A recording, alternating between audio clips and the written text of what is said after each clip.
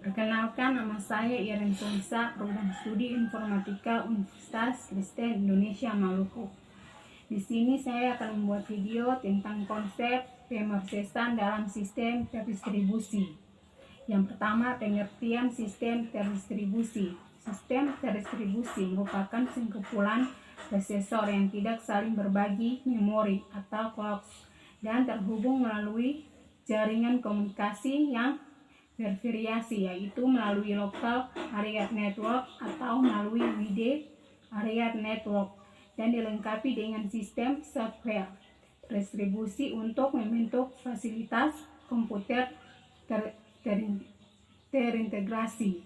Proses dalam sistem terdistribusi dijalankan secara bersamaan, di mana proses berinteraksi untuk bekerja sama dalam mencapai tujuan yang sama dan mengkoordinasikan aktivitas dan pertukaran informasi, yaitu pesan yang dikirim melalui jaringan komunikasi.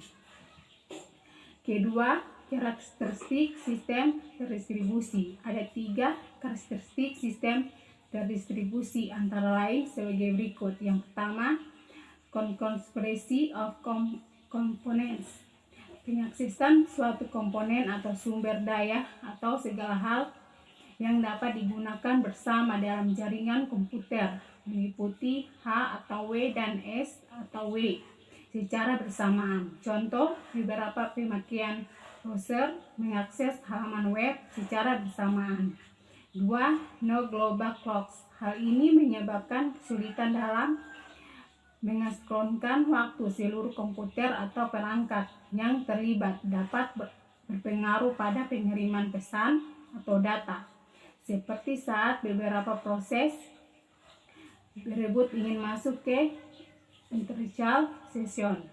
Ketiga, independent flourish of components.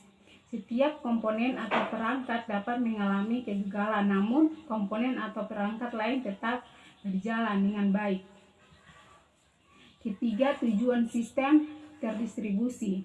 Sistem terdistribusi dibangun untuk mencapai tujuan-tujuan yang ingin dicapai. Di antaranya, yang pertama, untuk memberikan akses bagi pengguna untuk dapat mengembangkan sumber daya sistem. Kedua, peningkatan kecepatan komputasi. Ketiga, meningkatkan availabilitas atau ketersediaan dan reliabilitas data.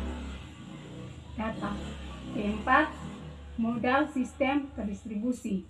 Yang pertama, sistem client server merupakan bagian dari modal sistem terdistribusi yang membagi jaringan berdasarkan pemberi dan penerima jasa layanan. Pada sebuah jaringan akan mendapatkan file server, time server, storage server, printer server, dan seterusnya. Kedua, sistem point-to-point merupakan bagian dari modal sistem distribusi, di mana sistem dapat sekaligus berfungsi sebagai client maupun server. Ketiga, sistem enclosure adalah gabungan dari beberapa sistem individual atau komputer yang dikumpulkan pada suatu lokasi, saling berbagi tempat penyimpanan data, dan saling terhubung dalam jaringan lokal atau local area network.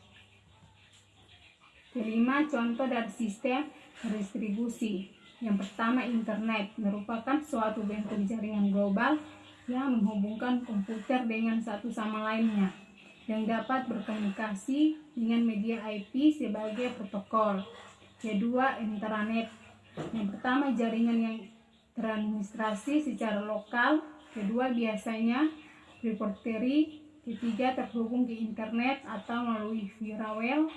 Keempat, menyediakan layanan internet internal atau eksternal. Sekian dan terima kasih.